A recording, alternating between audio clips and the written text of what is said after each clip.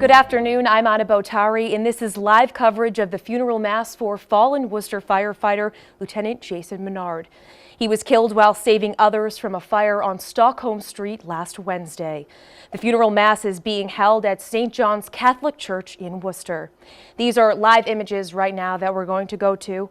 Hundreds of Worcester firefighters inside of the church at this hour, a touching tribute for Lieutenant Menard, who has served on the Worcester Fire Department since 2010.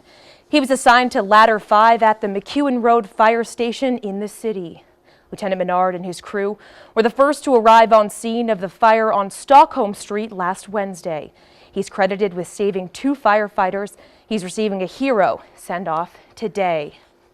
Well, now we will go to our Chandler Walsh, who is live outside of the church. She joins us now with more. Chandler?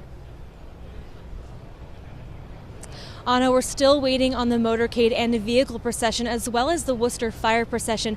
They will be making their way down this street and heading into St. John's Church here on Temple Street. As you can see behind me, there are hundreds of firefighters from cities and towns throughout the state. Very emotional and powerful images. Inside, the funeral is expected to be moving and a powerful ceremony.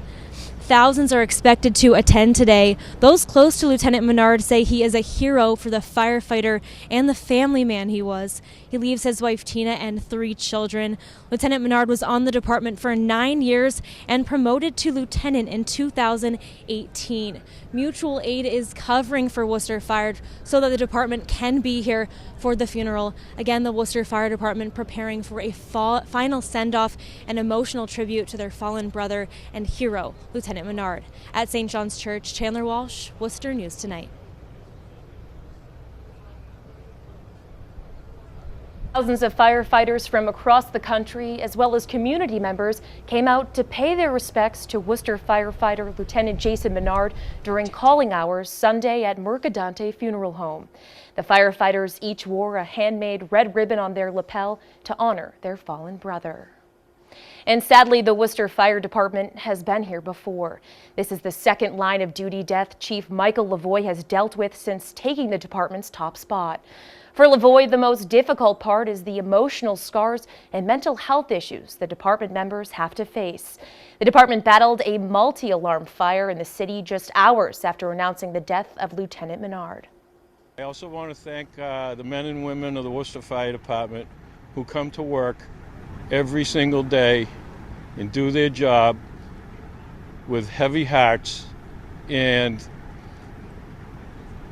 obviously tremendous sadness. Worcester city leaders attended Sunday's wake, standing with Worcester firefighters. The Worcester Fire Department has lost 9 men in the last 2 decades, including the 6 who passed in the cold storage warehouse fire, John Davies, Christopher Roy, and now Lieutenant Menard.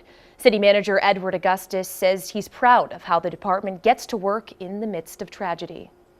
I know I speak for every single citizen of this city when I say how proud we are of them and how we mourn with them, our heart bleeds with them, and how we'll be with them and the Menard family. The department also providing details on the condition of firefighter Christopher Pace.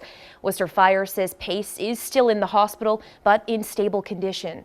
They say he'll have a lengthy recovery, but he has the support of his family and all members of the fire department behind him.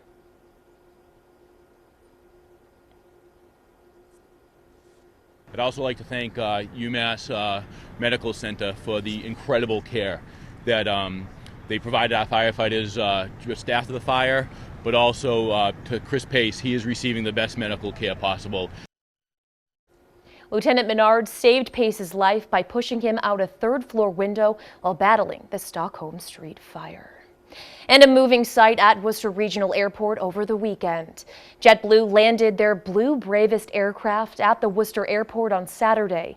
The red-painted plane was created as a tribute to the New York Fire Department after 9/11. JetBlue sent the tribute after receiving a request from a Worcester firefighter.